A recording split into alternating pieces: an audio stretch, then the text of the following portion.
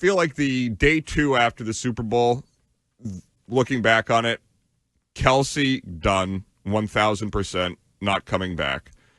And this is the beginning of Mahomes and his attempt to do this with basically an entirely different roster, because Kelce has been his number one, Hall of Fame tight end. Yeah. Everybody's like, oh, he lost Bieniemy, but that didn't appear to be a big deal. He's lost Tyreek Hill as a player. That didn't appear to be a big deal. They have some skill, but winning now, getting to this next run, is going to be far more difficult than what they've been doing the last couple of years. Now you will be able to really see whether he has any Tom Brady in him or not, and what they were able, how they were able to keep it together here for 20 plus years. With what did Tom Brady play? 24 years in the NFL, so yeah, something 22 years here, or whatever the number is, and the way that he and Bill were able to stay together and interact for that long is a part of the magic of the dynasty. So we were talking about it yesterday.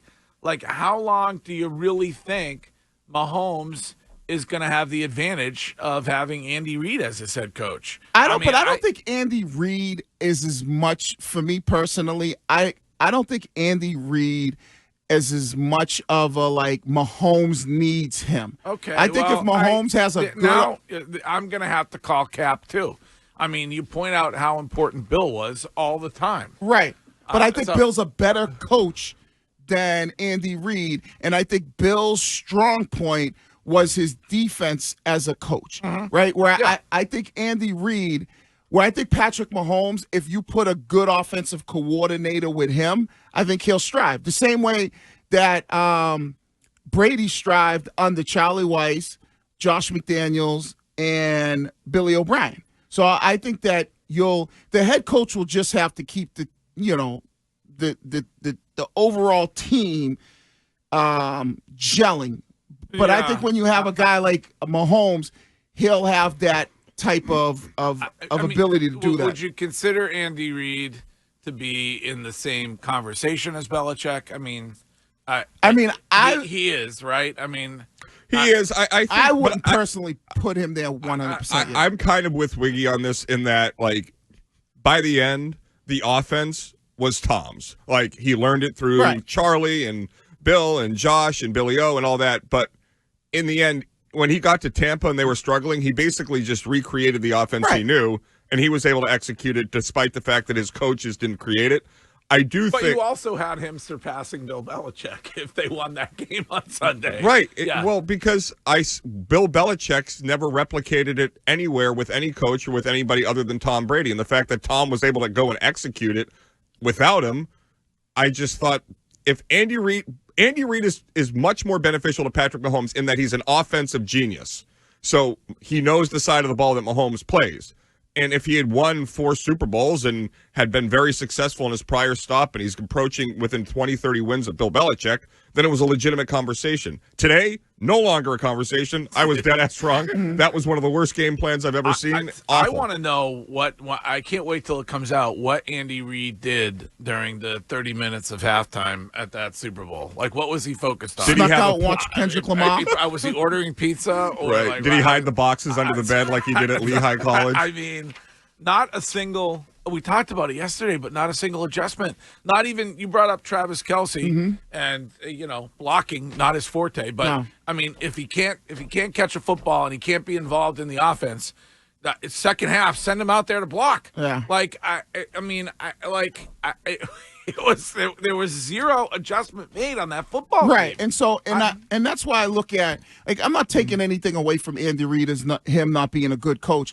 I just think Patrick Mahomes is good enough where because we've seen Mahomes with Eric Bieniemy as the play caller, so we've seen him with other play callers. So I think if you get another play caller in there because Andy Reid decided he wanted to retire, I don't think they're going to miss a beat on offense. And then the other thing that we have to factor in that might be completely different than how it was here in New England is how much is the ownership and front office willing to put pieces around Patrick Mahomes throughout his peak of his prime. Yeah. Are they willing to do that? There's a lot that goes into it. Like, at some point, he's going to want a rewrite on his deal, right? I mean, they're going to do it this year, I think. Okay, so there's all of the. It's as we witnessed. It's impossible to keep it going with everybody reasonably happy for an extended period of time. I just think it gets exponentially harder when you're talking the next dynasty for Mahomes to do it without Andy Reid and without Travis Kelce. And I think it gets – I just think it gets harder. But I'll give Shime credit, though. Shime is right. If you look at I think the thing that might make it will at least take the pressure off Mahomes moving forward that Brady didn't have is that Mahomes looks like he has two young wide receivers that could be pretty good. Worthy and Rashee Rice. So he looks like, okay, he has these two guys that he can build this relationship where with Brady it was like we had no idea what Welker was. We had no idea what Edelman was. We kind of had like Gronk. We were like our second-round pick. And then he kind of started to come around and you're like, all right, here's what Gronk is. But Brady never had young wide receivers that you could say, oh, these guys could be good with him for the next 4 or 5 years. I love this discussion. We got into it a little bit yesterday. Don't you think that when it comes to the conference at least, he's going to have to deal with at least two really talented quarterbacks, more talented than Tom Brady had to deal with early on. Like, so we talked about Manning yesterday. Peyton Manning. That was really it. I mean, maybe Ben Roethlisberger. Ben Roethlisberger was awesome. He's a 2-time Super Bowl champ. Like, Mahomes doesn't have to deal with a single other Super Bowl champion. So it's not, from your mind, it's not a harder road for Mahomes to get back there than it was for Tom Brady to get back there. No, that's like saying Tom Brady had to fight Phillip Rivers 5 times a year. Well, I think neither of these guys have even made it to the Super Bowl. But I heard Jones and Keith talking about this yesterday, and it was a good point. You saw Roethlisberger's career. You're judging on his career. You're judging on Rivers' career. You got to ask your question. Do you think when it's all said and done that Joe Burrow, Lamar Jackson, and Josh Allen are going to be better than Phillip Rivers, Ben Roethlisberger? They might not win the championships, but are they going to be better than those quarterbacks? Because if so, yeah. I mean, I think Josh Allen is going to be better than Ben Roethlisberger. So then then you would be able to say the road will probably be harder for Patrick Mahomes. Even if Josh Allen never gets to a Super Bowl because he can't get through Patrick Mahomes, he's just better than a 2-time Super Bowl champion. Yeah. I mean, wouldn't you say that there are guys that are better than Eli Manning, who's a 2-time Super Bowl champ? Yeah, right? But Eli Manning's also not a first-ballot Hall of Famer, and Ben Roethlisberger is. Well, there's a big difference here. So do you think Josh Allen's going to be a first-ballot Hall of Famer? I don't know. If he doesn't even get to a Super Bowl because he can't beat Patrick Mahomes, then no. So wait a second. Lamar Jackson is absolutely Lamar Jackson probably will be. Right? Yes. Wasn't Dan Marino a first-ballot Hall of Famer? Yeah, and he never won a Super Bowl.